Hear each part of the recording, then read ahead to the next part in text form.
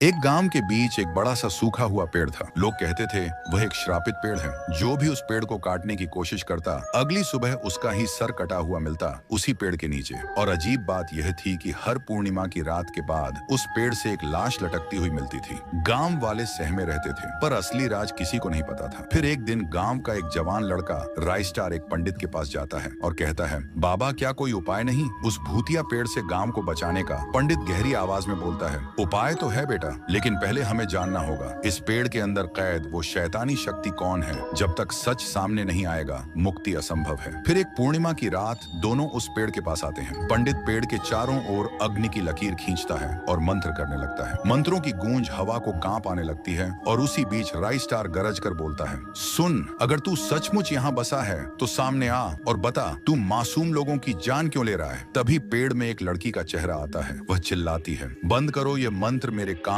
फट रहे हैं। राइस्टार दहाड़ता है, पहले सच बता तू इस पेड़ में क्या कर रहा है और क्यों गांव वालों का खून पी रहा है। तभी वह बोलती है, मैं इसी गांव की एक अनाथ लड़की थी। मैं इसी गांव के एक लड़के से बेइंतहा मोहब्बत करती थी। हम दोनों बहुत खुश थे, लेकिन जब सरदार को पता चला उसका खून खौल उठा, क्योंकि वो दरिंदा मुझे अपनी हवस का खिलौना बनाना चाहता था। उसने मेरे प्यार का सर काटकर नदी में फेंक दिया और फिर मुझे सबके सामने झूठा ठहराया। चिल्ला चिल्ला कर बोला, ये लड़की अपशकुन है, ये श्राप है, इसे मारना होगा। और फिर उस राक्षस ने मुझे इसी पेड़ पर सबके सामने जिंदा लटका दिया और मैं चीखती रही, मरती रही, लेकिन कोई बचाने नहीं आया। तब से मेरी चीखें, मेरी सांसें सब इसी पेड़ में कैद हैं। और अब मैं सिर्फ एक चीज चाहती हूँ, उस दरिंदे सरदार का सर। फिर सुबह होते ही राइस्टार और पंडित गांव वालों को पूरा सच बताते हैं। सुनते ही पूरा गांव आग बबूला हो जाता है और दूर छिपा सरदार सब सुन रहा होता है। गांव वालों का गुस्सा देखकर उसके पैरों तले जमीन खिसक जाती है। फिर रात को डर से कांपता सरदार अकेला उस पेड़ के पास आता है। पेड़ से वही आत्मा गरजती है, आ ही गया तू दरिंदे, तेरे ही खून की प्यास थी मुझे। सरदार घुटनों पर गिरकर रोता है, माफ कर दे, मैं हवस में अंधा हो गया था, मुझसे गलती हो गई। लेकिन तभी उसका सर खुद ब खुद धड़ से अलग हो जाता है। पेड़ तेज रोशनी में जल उठता है और फिर धीरे धीरे शांत हो जाता है। सुबह गांव वाले पेड़ के पास आते हैं और देखते हैं सरदार की लाश बिना सर की जमीन पर पड़ी है। पंडित मुस्कुराकर कहता है, अब श्राप खत्म हो गया। और राइस्टार आखिरी बार कहता है, गांव को श्राप से बचाने के लिए एक ही चीज चाहिए थी, सच का सामना करने की हिम्मत, और आज वो हिम्मत जीत